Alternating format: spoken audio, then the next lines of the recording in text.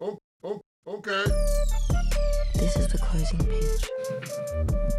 Carter, you kind of got a little Gary Vaynerchuk action going right now. How? You got the beanie on and with the scruff a little bit. And your Yes. intense look right now. And you have a tense look. I've not shaved since I got married. That's right. This is a new podcast for you because you are now married Yes, I am married. and you're a part of the club, so you're off the market. I am off the market. I'd like to announce my commitment to Hannah Hoffman, now Hannah Mize. I'd also like to announce that I forgot my wedding ring at the house. I have not learned to put it on every day yet. It's a work in progress. Welcome to the podcast. So you're blessed.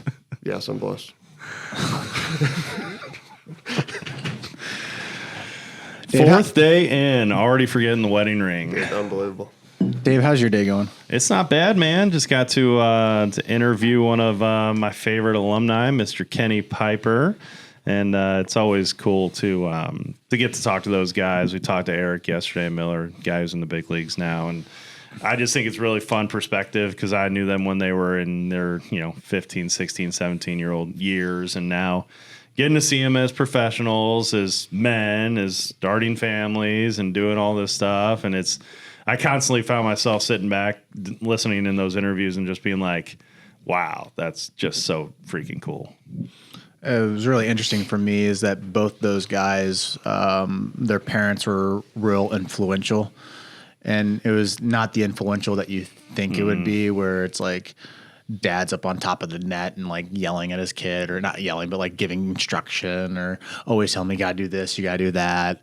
It was more of just like support in general. You want to, I give you a drive here. I have financial support. And then they kind of like backed off. you want to know what's like the crazy, such similarities between both sets of their parents is that, I worked one-on-one with Eric forever. So I got a ton of interaction with Tom, his dad, and also Karen, because she would drive him too. And I didn't work directly with Kenny because I'm more on the pitching side. He was a catcher infielder, but I coached both of them. And the biggest similarity is that I don't think either sets of parents ever talked to me about baseball.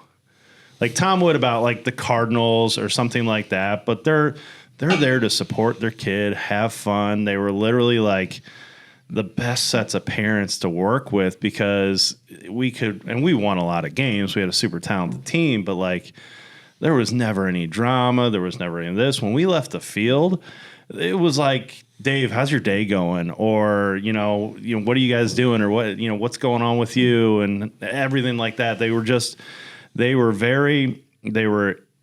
were good support systems for their sons. And probably the best example is that I think that just whenever those games ended, it was like, it's life. Let's move on. Let's good, bad, otherwise. Let's keep you going, keep you down that path, keep you focused, but not overbearing, not getting too involved. It was a great example. Is that always a red flag when you have a parent that like talks about the game constantly?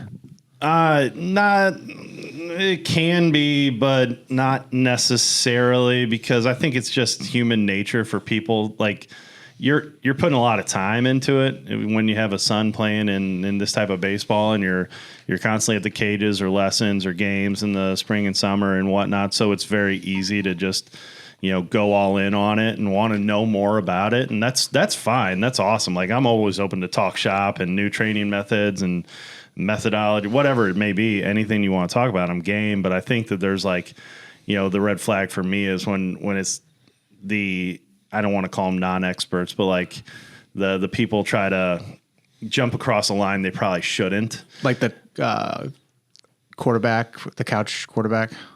Oh, is that what they call it? The Sorry, Monday morning quarterback. Yeah, I'm not a big NFL fantasy guy. Yeah, the Monday morning quarterback Yeah. that has all the answers after the games have already played out on Sunday. Man, he should have done this. He should have done that. How could you ever call that play? Well, duh, you know it. You know the outcome, pal. That's obviously a different story with it, and I think people can get over involved in it. To a certain point where it's a detriment, to where it's just you're creating a negative atmosphere for a lot of people, including your son. Do you feel like that takes them away from that flow state.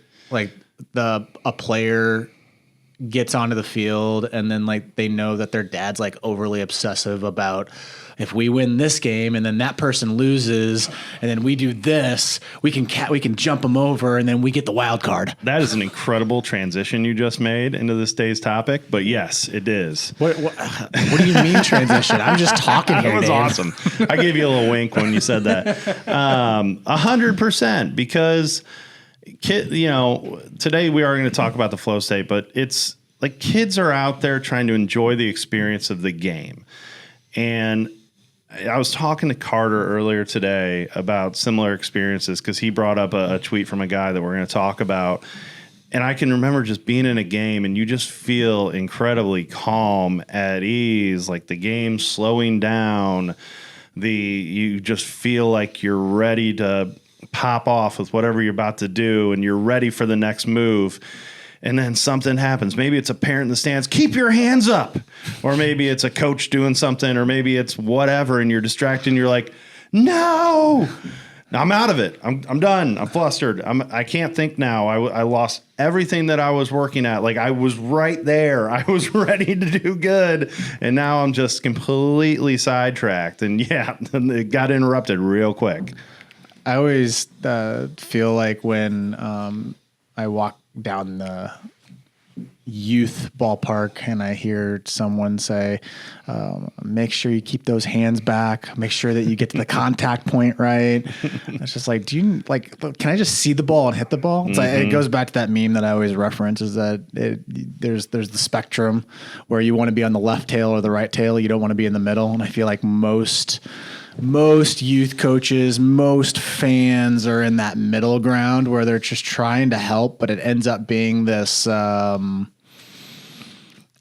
don't know how to describe it. Just they indirectly don't understand that they're hurting. Yeah, it's counterproductive, but I would argue a large majority of the time from the parent side, it's not coming from a bad place. It's coming from the best place. It's coming from the best place because they want to see success. Like the youth sports is very weird because you have your blood out there playing, plus you're a fan of the game. So a combination of that can be deadly if you go all in on that. And your emotions can swing in so many different ways. Like, I mean, look at Dave. He's an absolute nut job when it comes to Mizzou football. Like, that's all he can think about now. Imagine if he had a kid on the team. I think I'd be able to step back from that. Imagine if Drew Pine was his son. I think I'd be able to step back. We just closed the office on Mondays. All right, so pull up this tweet. Let's talk about it. Yeah, so you want to talk about it, Carter? Because you're the one who found it. Sure. You're like in the worst spot ever to look at the TV right now. I certainly am. So I saw the tweet today by Josh Gessner on Flow State, and I'm a big Flow State fan. Really, all it is just mental game stuff. It's the feeling you get when you're in the zone. That's Flow State, more or less. I experienced it before I knew what it was. I got introduced to it during summer ball, actually, in between my 4th and 5th years of college. And I realized that I actually was practicing it all the time, and I just didn't have, there wasn't a label on it, like, oh, I'm doing this. Really, in the baseball, let's just use baseball as an example. It's a baseball podcast. It's when you see the ball really well at the plate, whenever you feel like on the mound you can put the ball wherever you want. You spot up every time. Hitters, every time you swing the bat, you feel like you hit a line drive. Even tying that back into, like, I noticed it with homework, like writing a paper. Like, if I really got locked in, like, I feel like I completely lose track of time, and I would write a 10-page paper in an hour and 15 minutes, and it'd be really good. But I found myself with schoolwork, like, until I got into that zone, there's no shot I'm writing a paper. Well, I think that for me, and I think for most athletes, before this term was ever even a thing, because this term was well after I stopped playing. Like, I don't ever remember flow state or anything being talked about when I played. I think maybe the term was, feeling in the zone or something along those lines. To me, it just equated to, like, that sense of everything slowing down. I was able to intently focus on the task at hand, and I was able to just eliminate distractions. And for me, because I was a highly volatile player, as you see my emotions nowadays just kind of do the same thing. But so I was a guy who played that roller coaster game a lot. When I was up, I was up. When I was down, I was down. And I had a real tough time kind of staying in the middle. So I would say lesser than most times I was not in a flow state, but when I was, it just seemed like things were easier and things just came to you, and you didn't have to try as hard to actually produce a higher output. Like you were just, everything was slower. And I just distinctly remember, man, like I didn't know how I got here. I had no idea. Sometimes it just comes to you. But how I got here, I needed to figure out how to repeat it, because that's obviously the times where you're just going to do the best. And it was even times where, like, if I was in a flow state and I was doing really well and a kid got a bloop base hit off me, like I didn't care one bit. Like you didn't think about, I should have thrown this pitch here. You're just like, oh, whatever. I didn't care. I just shrugged it off. Whatever, I'll get the next guy out. It doesn't matter. And I did. And then there were other times where I got distracted and I would, give up that same bloop hit and I'd lose my mind and I'd try to overcompensate it the next time or do something different. And it would snowball on me and I would just basically fall apart in front of you real quick. But what's interesting about this tweet and the thread that he put out there was he kind of defines how to get there. He kind of goes into different methods and training styles that he does to repeat that, to actually get into what he considers his flow state, which I also consider is probably different for most athletes. I think everybody has a different version of how they would describe that. That's where I was going to go with it, is that like it probably all the stuff that he's saying, like it was all good stuff. And I actively worked towards that. So I consciously knew that I had to get to that position, and how I did it was I didn't talk to anybody. When it was game day, I literally did not talk to a single soul. I was locked in, even in the locker room. It was always, if I had to communicate with someone, it was for a purpose. It was never for like just fun. small talk. No small talk whatsoever. It was more of like silent assassin. That's just how I was wired. And, but there was other guys that I played with and they had to be actively communicating. They would communicate with fans. They would communicate with the coach. They were very extroverted in how they presented themselves, which got them into flow state. But yeah, like my mom and dad would say, like I was a miserable person until after the game, like to talk to. Like they knew that they never texted me or called me or anything like that. They just said he's pretty much dead to us right now. Yeah. But I think it's all different with each person. And I think where that started for me was when I was in middle school, going to games with my little compact CD player. I would listen to the POD CD, and it was one of their first albums. And I just put that on repeat, and we always had a 45-minute drive to wherever we were going.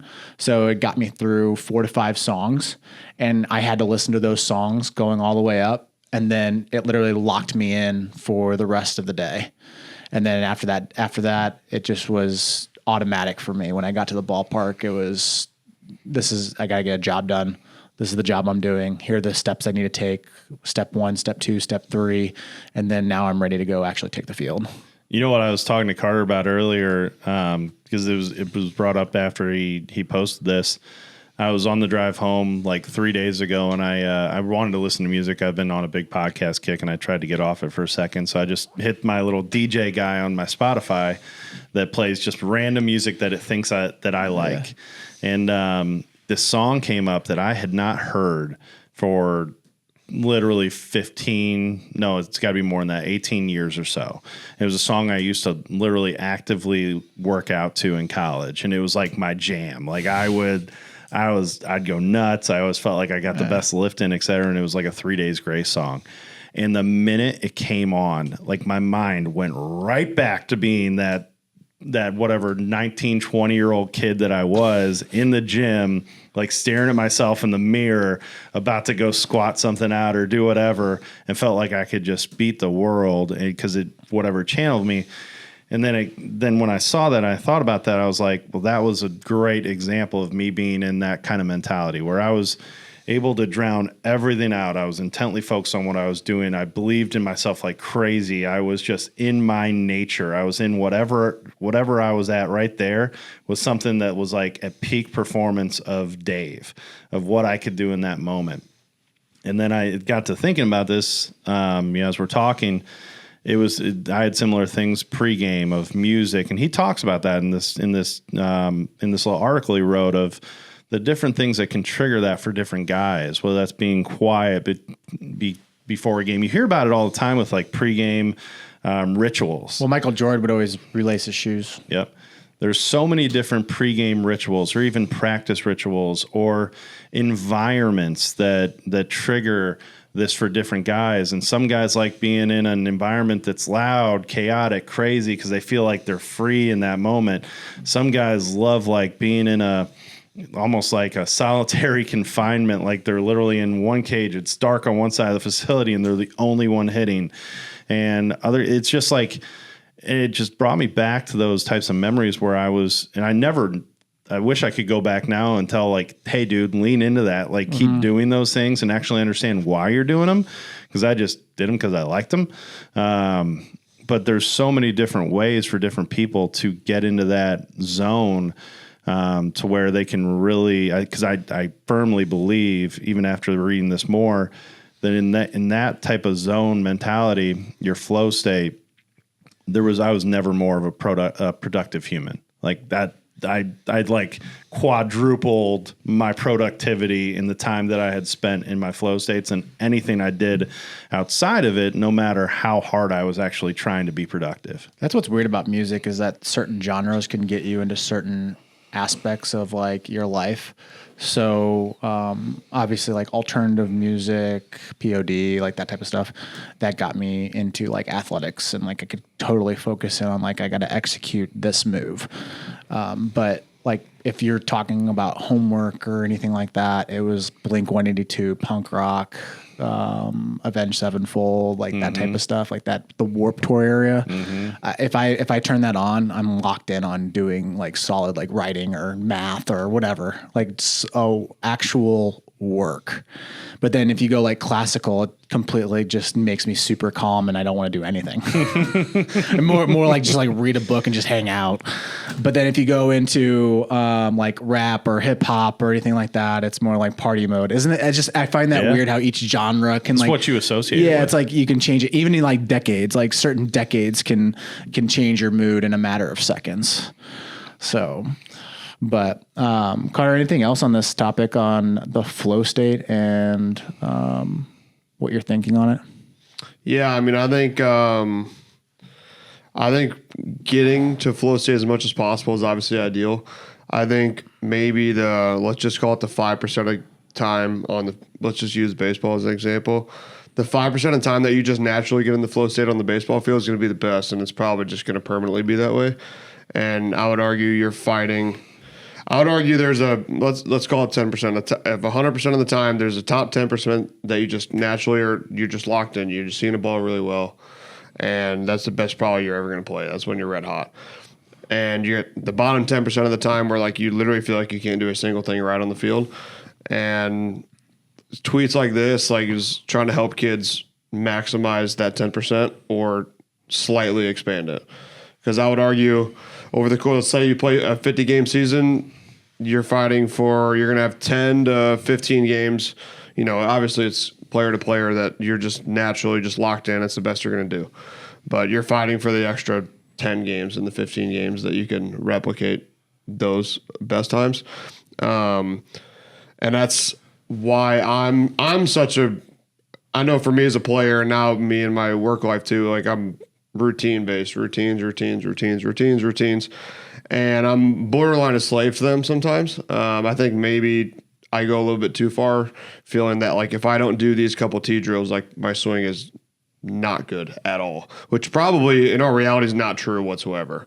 But I think it is in my head, and I learned to feel like my cage routine with my swing for me became over the years much more of like okay, I checked the boxes, I'm ready to go type thing, instead of like legitimately working on like my actual swing, my mechanics. Like, yeah, sure, I might have picked out the right drills, and now that I'm a little bit older and I look back at the stuff I used to do, I'm like, yeah, that probably wasn't good. But like at the time, it got me locked in, and if I did it before the game, I felt like I was ready to go. But it served your purpose. Yeah, like I thought I was ready to go, and it helped me get closer to flow state or get into it, because every game I did the same thing.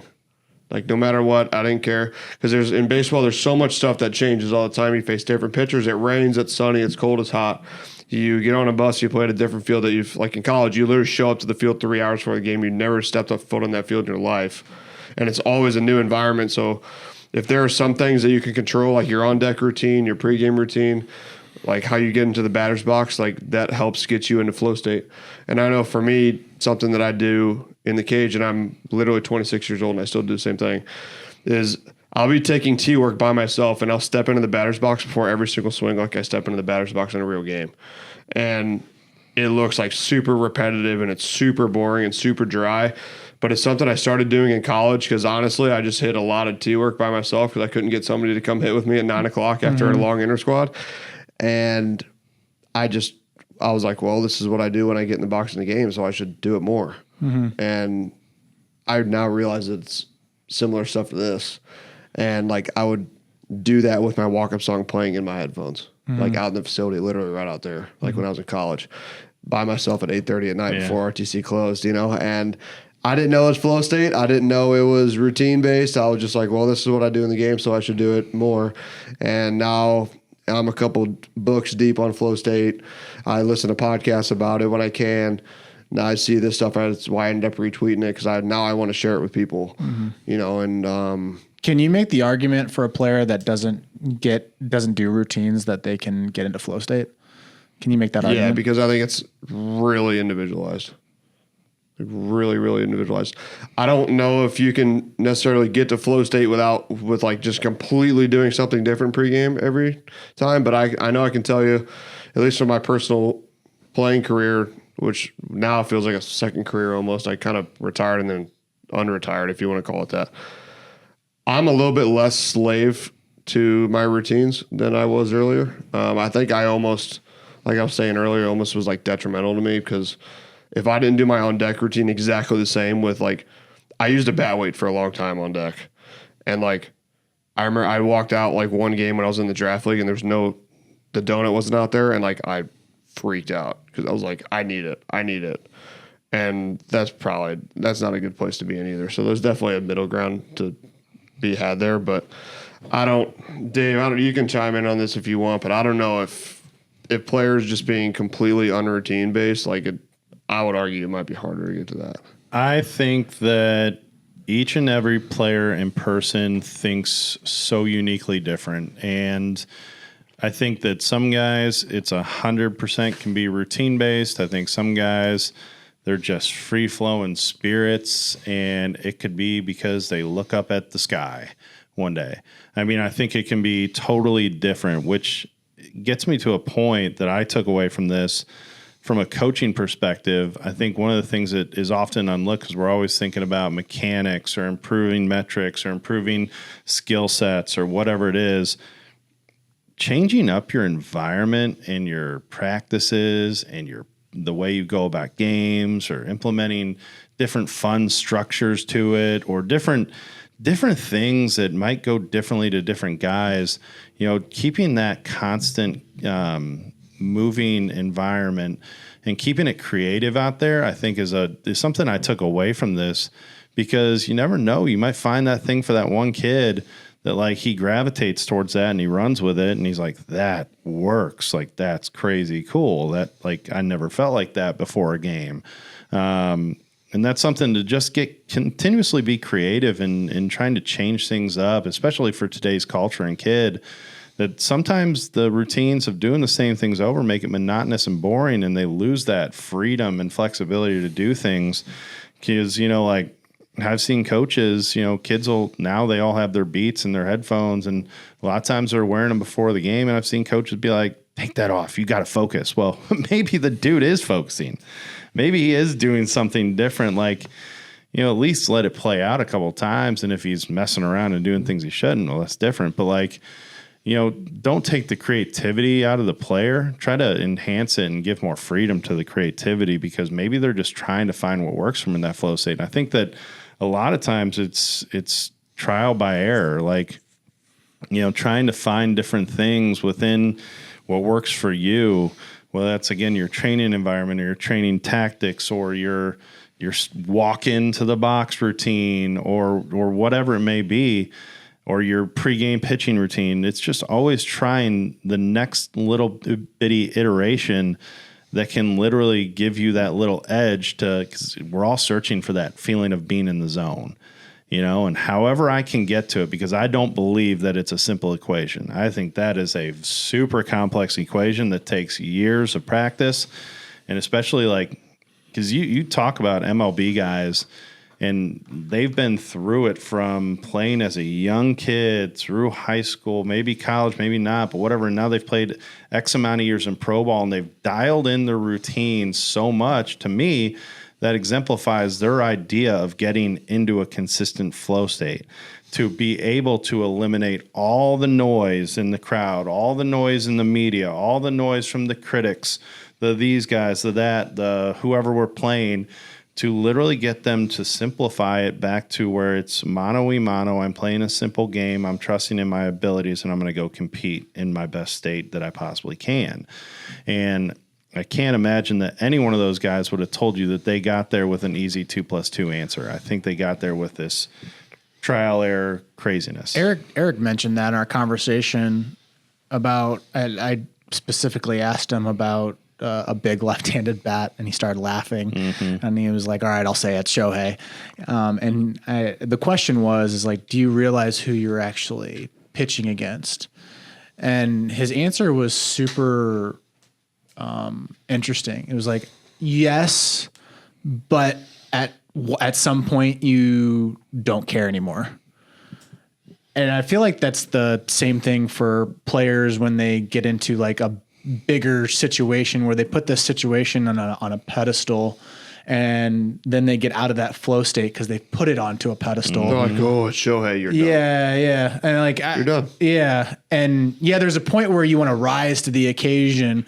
But sometimes when coaches say, oh, we're going to play the number 1 seed, or we're going to play this team. Oh, yeah, it's dude, just go out there. They're trying to raise their level of awareness of the magnitude of the situation. Like, if we just win this game, we move on to the championship, and that pedestal ends up crippling you, and you become this not robot, but victim to this weight that brings you down. And when you get into that flow state, you end up not caring. You don't care in the best way possible. It's not like you don't care of the outcome. It's that you're solely focused on your task at hand. Like, you're not worried about the outcome. If a coach tells a young team that they're playing the number 1 seed or the number 1 team in the state, you're worried about getting crushed by the number 1 team in the state. Like, whether you're good or not, you're worried about that. And then you try to change the outcome by playing up to perceived expectations and doing more than you're supposed to, and that's the exact opposite way you want to feel. You want to feel like you're in that moment where I know I can go beat you. And that's what Eric said. He's like, at some point, I know I have a lot of ability and that I'm pretty dang good. And you're going to have to hit me. I don't really care. I don't care if I'm facing Shohei, Mike Trout, or whoever it may be. I really don't care. You got to hit my stuff. He's like, if I face a guy whose scouting report says he hits upper fastballs in the mid 90s, upper 90s really well, he still hadn't seen mine. You got to prove it to me. And it's the same thing. It's like you don't care in the best possible way because you're just out there to do your job, and you believe in yourself that you can do it. And so that's the purest form of competition. to me, and that's where I want your athletes to be, like in that moment, in that mindset. Yeah, whenever you start thinking about externals, that's where everything starts falling apart. Like I remember when we played our regional in Miami, and it was Selection Tuesday, and I remember distinctly the ESPN when they announced that pool, they said that's the pool of death.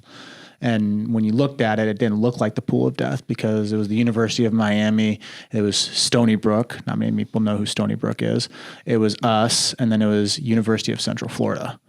And so when you looked at it, like, oh, Miami's going to run away with that regional.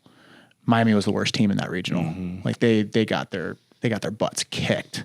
They faced Stony Brook. Stony Brook just kicked the crap out of them. Then they faced us on elimination day, and then we kicked the crap out of them because I think what happened was that they started thinking about their externals, and they're like, "Oh shit, we're gonna get upset on here," and that's literally what happened.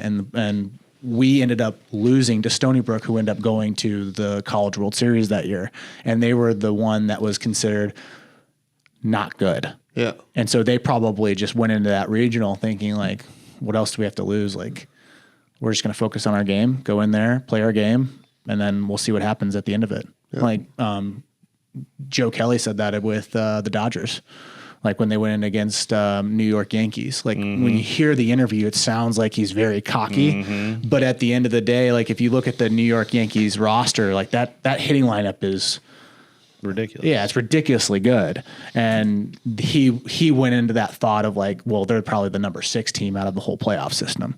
When you look at it, probably not true. That's very inaccurate. But you have to have that gumption in you where you're just like, let's just play our game. We're going to go in there. We're going to play our game. Because if you look at interviews with Dave Roberts, he was on Mookie Betts' podcast, and Dave Roberts was like, if we would have lost game 5, I was really worried about game 6 and game 7 because we're heading back to LA. They have the momentum. Yeah, we're in LA, but you never know what happens when you're coming back from a 3-0 deficit. And that, like, look at the Red Sox in, what was it, 04, where they went on that crazy run.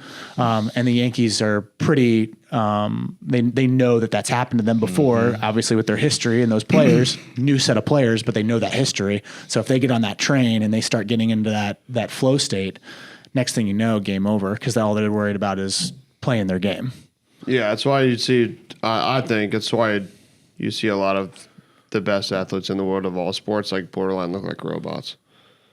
Because they just like whoever they're playing, or if it's raining or not raining, they just like borderline turn their brain off and just go out and do the same thing. Yeah, they don't care if it's cold. They don't care if it's raining. Yeah, like because then the media asks them like, oh, like how did the cold weather affect you? And they're like, I don't know. It was cold. Like I just walked out and played baseball. Like you know it's what I mean? it's all stuff that's it's literally designed to like kill your mentality. Yeah, it's all just like you said, external things that kill your mentality. I don't know why I was thinking about this when you were talking, but you know what, like the craziest thing of flow state is like, have you guys all like given like public speaking? Have you done that? Yeah. That's always been like one of the worst things for me, period. Even though I'm a pretty good speaker. I think that's for everybody. That's for everybody. But like for me, like I've been in moments where I've been literally freaking nervous as hell and scared to death. And the reason I'm like, feel like my chest is going to explode is because I'm thinking about all these people, like thinking that I'm an idiot, that I'm a dumbass, that I literally don't know what I'm talking about, and booing me off the stage. And now my whole world's crippled and I can never talk again. And it's all just noise in your head that gets you out of that mindset. And then vice versa. I've gone out there where I've been like, I don't really care if they agree or not. I think I have a story to tell and I'm going to tell it. And I went out and did really well, and vice versa. And I felt like I brought value to it. It's all those little things that get into your head, whether it's distractions like this guy mentions in his thread, or different things that get you out of that. And you gotta find a way to keep yourself in that concentrated, just like force field around you. Like what Miller said, like there's a 4-foot bubble around you and nothing can get in that bubble. Like nothing can penetrate it. Bing, bing, bing, bing, bing. It's all bouncing off. And you got to find a way to keep those shields strong and stay in that just mental mindset that like literally you're here to do a purpose. Well, that's how I feel about the podcast when we first started. I was very concerned about what I was saying and how I was saying it.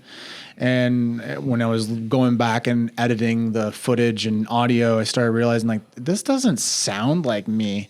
And it's gotten to that point where like now we're in this, I think we're in the 6th episode now. It's like I just don't care. I'm just going to say what I want to say. And if the listener likes it, great. If the listener doesn't like it, that's what starts another conversation, and we can come back on the podcast and talk about it, you know? So it's just like there's a lot to say on just being you. Authentic. Yeah, just being you and not being apologetic about it. I know that sounds very cliche, but it's very true. And I think with players, it's the same thing. It's like, these are the skill sets that I have, and I'm going to be unapologetic about it. And I'm just going to go out there and play the game. If you want me on your team, I'm going to go play. I'm going to play the best of my ability. And then if you don't want me on your team, I'll go find another team and play. Because all I want to do is play the game. Like Kenny Piper was talking about that today. He's like, all I wanted to do was just play baseball. That's all I wanted. I wanted to have fun. I wanted to go out. I was just obsessed with the game. And there's a lot to say for that. Yep. Instead of trying to worry about your externals and worrying about your path to baseball. And I mean, all that stuff is Eyewash. Yeah. Yeah. I mean, we all want to play Division I baseball, but I mean, all of us here at this table are junior college guys. So there's something to say where if you just want to play baseball, just go play baseball. That's going to get you into the best flow state. Just wanting to enjoy the game. That's true. Because that's again, it's like, it goes back, and I've used this example before, but like playing a backyard wiffle ball game with your boys, like that's flow state. Like you're not worried about a single thing in the moment. You are just there to compete against your buddies.